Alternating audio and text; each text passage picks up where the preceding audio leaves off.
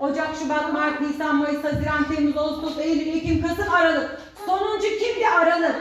Ama bakın Aralık ve Ocak birinci ile sonuncu bir araya geldi. Neden? Çünkü onlar da dönüyor. Bakın Ocak. Hadi şarkıyı söyleyelim. Ocak, Şubat, Mart, Nisan, Mayıs, Haziran, Temmuz, Ağustos, Eylül, Ekim, Kasım, Aralık. İşte ayları bitirdi. Ocak, Şubat, Mart, Nisan, Mayıs, Haziran, Temmuz, Ağustos, Eylül, Ekim, Kasım, Aralık.